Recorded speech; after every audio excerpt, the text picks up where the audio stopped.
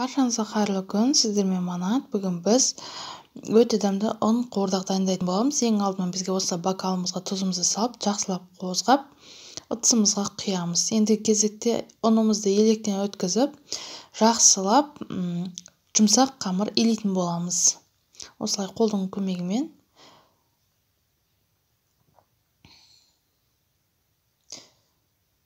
Қатты емес, орташа, жұмсақ та емес, орташа қылып қамыр илейтін боламыз. Осылай қамырымыз дайын болды. Енді кезекте бетін жауып, жарты сағатқа осылай қойып қоямыз. Енді кезекте бізге подливкамыз дайындайтын боламыз. Ол үшін бізге осылай пиязымызды, картопымызды, сәбізімізді және етімізді дайындап аламыз. Пиязымызды, картоп барлығын осылай кубиктап турап шығатын боламыз.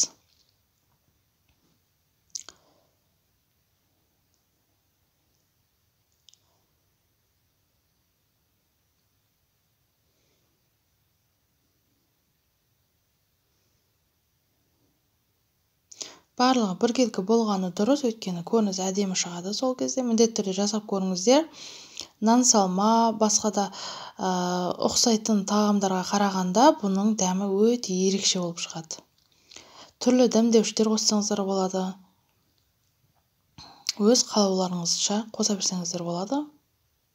Мен осылай сәбізімді және пиязымды көбіктеп туралып алдым. Енді кезекте картопымды турайтын боламын.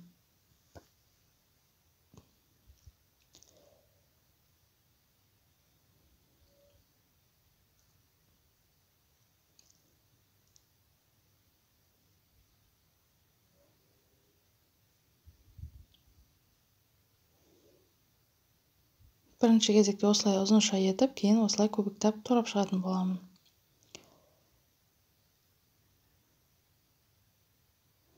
Картопымыз дайын. Енді кезекте етімізді де ұзынша соломка етіп, кейін көбіктеп турап алатын боламын.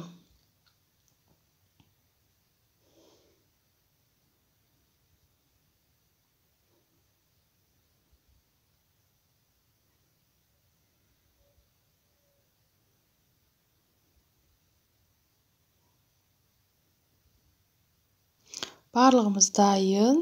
Қоспамыз. Енді кезекте майымызды жай отта қыздырып, осы подливкамызға дайындаған көкөністерімізді салып қуырып алатын боламыз.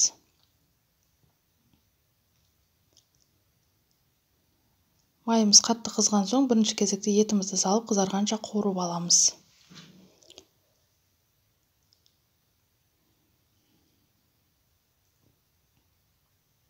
Енді кезекте пиязымызды саламыз. Оны да қызарғанша қуырамыз.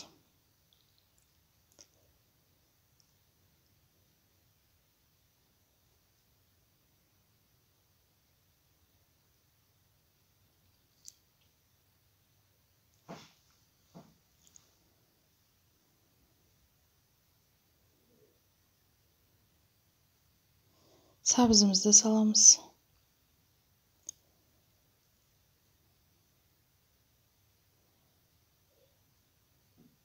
Енді кезекте картопымызды сарып, барлығын жақсылап араластырып, тұзымызды да мөлшермен, яғни менде бұл жерде ет тұздалған, сондықтан жарты ас қасық салдым, және томат пастасын қосатын боламын. Барлығын жақсылап араластырып, суымызды сәл молырақ қылып құятын боламын, өйткені қазір дайындаған қамырымызды бетіне салатын боламыз.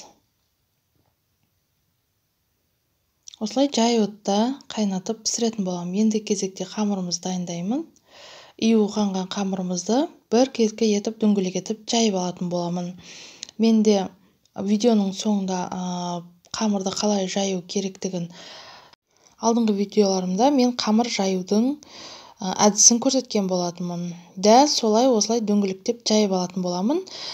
Егер қамыр жаю әдісін көргілеріңіз келсе, видеоның соңына салатын боламын. Міндетті түрде көріңіздер.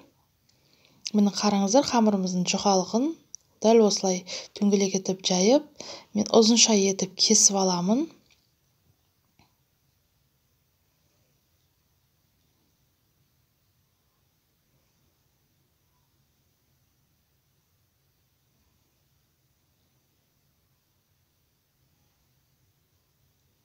Одан соң осылай 4 бұрышты етіп, бірдей етіп кесіп алатын боламын.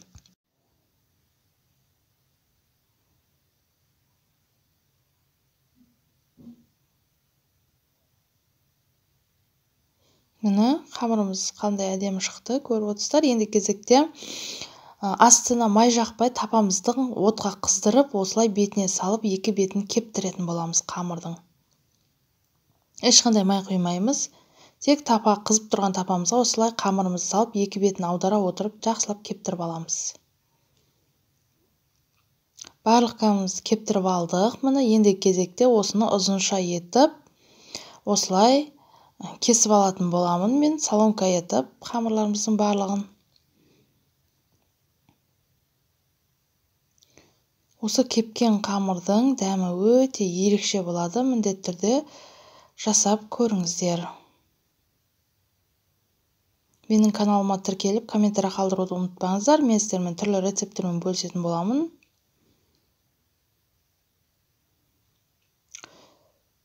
Міне, барлық қамырымыз кесіп алдық. Енді кезекте осыны поливкамыздың бетіне салатын боламын. Егер де поливкаларыңыздың суы азайса, кішкене су құйып жіберсеңіздер ештеңе етпейді. Өйткені қамырымыз толықтай пісіп шығу қажет. Араластырмаймыз, осылай бетіне салып, бетін жауып қоямыз.